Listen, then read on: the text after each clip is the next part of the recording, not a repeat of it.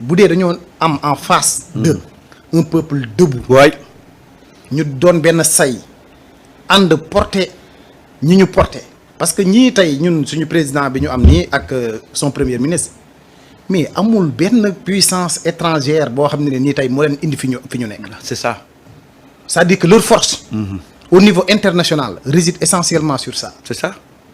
amul benn puissance étrangère. amul ki ñu coloniser. amul beneen lobbying waaw. interne. waaw. ak international. Tout à fait. bu leen porter bu leen tax ñu accéder au pouvoir. absolument. parce que dañoo ñëw teg benn discours bi leer. waay. vision bu transparent. waay sénégalais bu ci nekk gis ki sa bopp. absolument. ñooñu tey ñoo constitué wu benn bloc. waay. jeune même les comment dirais-je ñi nekk troisième âge paa yi. ñëpp adhéré wu ci benn dynamique boo xam ne nii tey pour ñu dem ci yenn perspective politique meilleure yoo xam ne tey danañ am benn politique ñu état kii définir benn politique souverainiste. tout à fait. loolu nag c'est au niveau interne lañ koy defaree ba pare. surtout. léegi nag loolu moo tax nii tey jeune ay jeune Afrique ñii di bind ay kii ak yeneen ak yeneen pour xuuxal population bi. waaw. mais population bi ce sont des personnes population bi la population est avertie aux enjeux du monde actuel. parce que y a l'internet moo tax New Deal bi am solo projet yi état yi teg dafa am solo parce que maa ngi koy wax fii waxoon naa ko benn jour ma ne ko le nouveau régime dafa placer le citoyen malgré son bas statut le citoyen sax lambda au cœur de l'action gouvernementale. surtout. lu muy def dafa jiital citoyen bi. kooku boo ko impliqué sur les enjeux du monde actuel xam nga la géopolitique internationale tension yi am au niveau des frontières mais loolu da ngay préparer sa citoyen ñu faire face à benn menace boo xam ne day dugg ñu mën ko détecter mën a doon sax ay renseignements servir de renseignement à l'État pour que dara bu mënee am ñu alerter dala man fii li ñu fi bëgg wala li ñu fi yaakaar du fi am. waay. mooy ay menaces terroristes ak yooyu parce que on a un peuple debout on a un peuple fort on a un peuple engagé on a un peuple patriote moo tax ñu élire le président Diomaye Faye ak Pastef ñu les patriotes pour que ñu mën a dérouler seen agenda donc ñu mën a dem ci Sénégal vers Sénégal 2050 donc loolu tamit dafa am solo ñu mën ko ci leeral. man de loolu moom mooy sama. état bi nga xam ne état bi il a déjà mis des mécanismes en place foofu c'est même pas le peuple qui intervient. Ce sont ces démembrements de sécurité yi nga xam ne ñoom ñooy gérer affaire bi c'est l'armée à travers son renseignement ak ses forces le renseignement intérieur ak le renseignement extérieur que ce soit les polices et tout ça là donc Sénégal mooy li ma doon wax rek ñun yàlla daf ñu def ni que 1960 ba léegi côté c'est vrai qu'on est sous-développé mais suñu on est structuré suñu structure bi nag ça nous permet ni qu'on n'a pas besoin que peuple bi di intervenir wala affaire yooyu. y a beaucoup peuple bi du intervenir mais peuple bi mooy servir de matière. même la matière sax.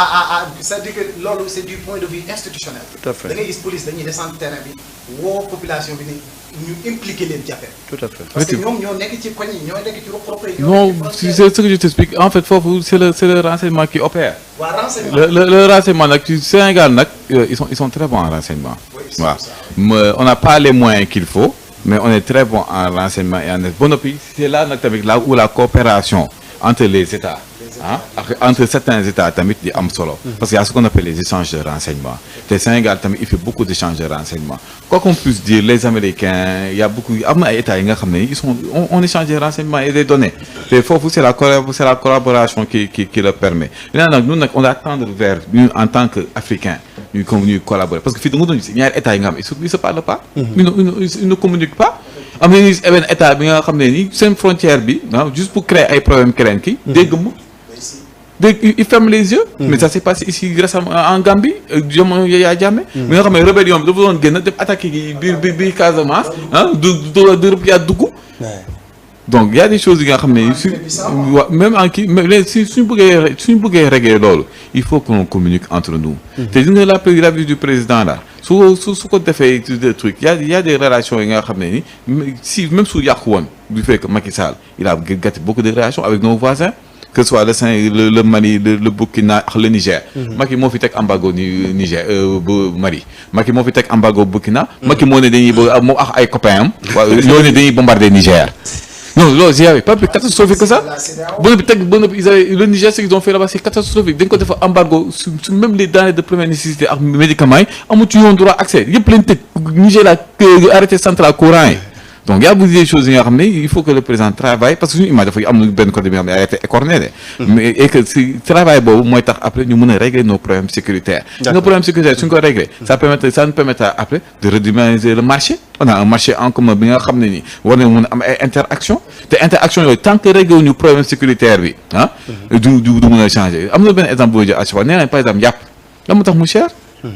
Yàpp c'est devenu encore plus cher parce que déjà Sénégal on ne produit pas notre viande mais dès que ñu doon approvisionner en viande mais ils sont en guerre wala ils ont des problèmes da ngay commander 10 000 têtes Burkina.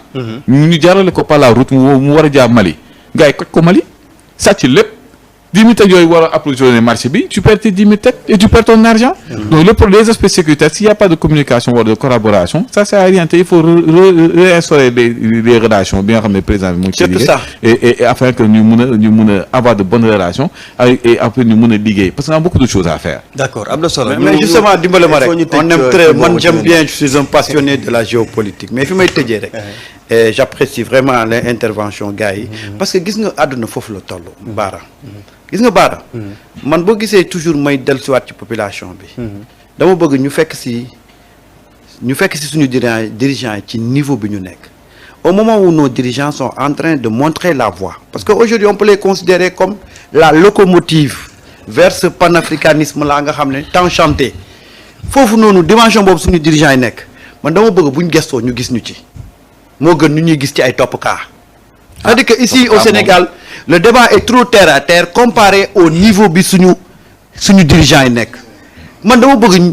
suñu dirigeants yi saa yu ñu gestoo sur des questions aujourd'hui nga xam ne ci loolu la ñu nekk ñun ñu fekk ñu am ci une compréhension une maîtrise parfaite de ces questions là bu ko defee débat bi dafay élevé bu ko defee suñu dirigeants yi à chaque fois bu ñu servir de locomotive waxuma le dirigeants yi mais même peuple bi parce que ñun tey Sénégal position bi ñu am nii mais on peut même tey nekk locomotive au niveau de l'Afrique de l'Ouest mais même au niveau continental parce que tey aujourd'hui tous les pays africains ils sont en train de s'inspirer du modèle du Sénégal du modèle démocratique du Sénégal tey Côte d'Ivoire quand on a eu le cas Tidjane Thiam mais ils ont évoqué le cas Sonko Diomaye ça veut dire que ñoom tey ils sont en train de s'inspirer du modèle démocratique sénégalais wala de la révolution qui s'est opérée donc loolu noonu dañ ko war a gis ci suñu peuple bi qu'on s'approprie des véritables questions yi nga xam ne tey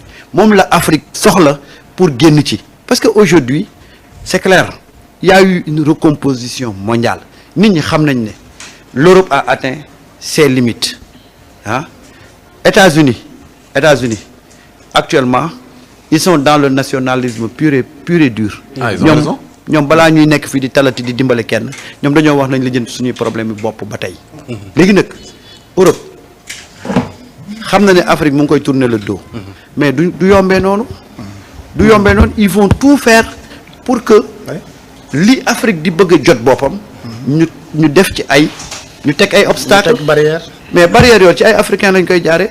duñ ko jaar doo gis un européen buy ñëw pour créer loolu. d'accord africain boobu nag dañ ko war a préparer muy le malien. muy le sénégalais muy le burkinabé préparer leen de telle sorte que dans chaque africain tu verras un révolutionnaire tu verras un panafricaniste parce que débat yi ñuy teg fii ci Sénégal c'est pour divertir nit ñi mais il y a des questions beaucoup plus importantes. mais divertir le peuple l'un des outils de manipulation de masse. voilà. am na solo mais doyen. ñu wax ci dialogue ñu dellu si Sénégal ak.